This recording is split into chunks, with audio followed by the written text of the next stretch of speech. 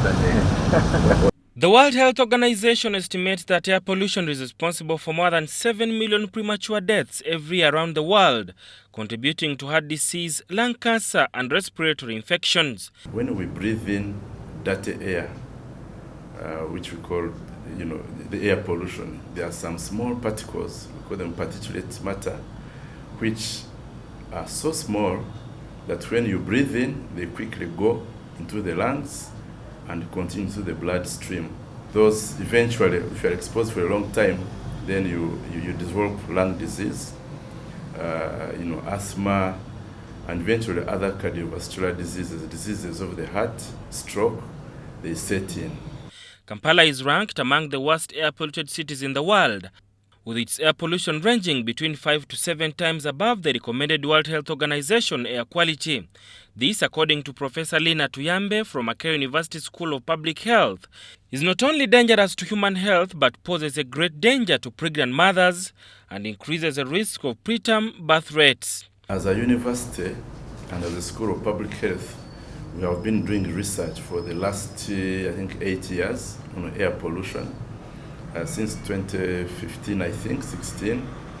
And so we have been monitoring the air pollution. And at the moment, I can safely tell you that we are not safe. The air we have in Kampala is 3 times the recommended World Health Organization standards. When you are exposed to a lot of pollution, and that if you could give an example of carbon dioxide, it affects the body system. That is one. 2, if the air is full of carbon dioxide, it brings in some kind of dizziness. You have heard of people that are asthmatic, including even pollens.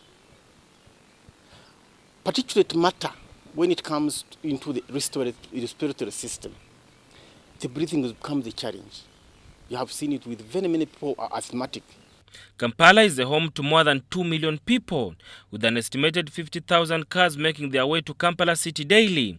The rural-urban migration has partly contributed to their huge numbers, with pull and push factors contributing to the problem. So if you look at the population of vehicles that enter the city, if you look at the population of motorcycles, very old motorcycles that even do smoke, that are not maintained, all those produce a lot of pollution in the environment. If you look at the population themselves, people themselves produce a lot of carbon dioxide in the environment, especially if there are no trees or any other way of dealing with the pollutants. Kampala Capital City Authority has embarked on 3 action plans, which include the Kampala Climate Change Action Strategy, Air Quality Governance Framework, and Clean Air Action Plan.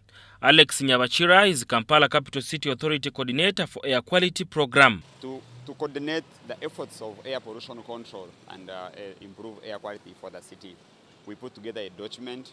First of all, we have 3 main documents: the Climate Change Action Strategy for the city, the Air Quality Governance Framework, that mainly states that it is a multi-sector issue, and then the third is the Clean Air Action Plan.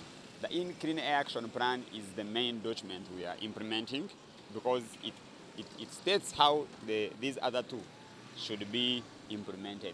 It will cost the country billions of shillings to purchase air quality monitoring kits and dispatch them countrywide. Airco, an institution based in Makerere University, is using a low-cost devices to monitor the air quality in different parts of the country. Preliminary results collected in the past few months indicating the Central Business District as a hotspot for air pollution, and this occurs during morning and evening hours. The pattern means that in the morning there's an increase due to human activities.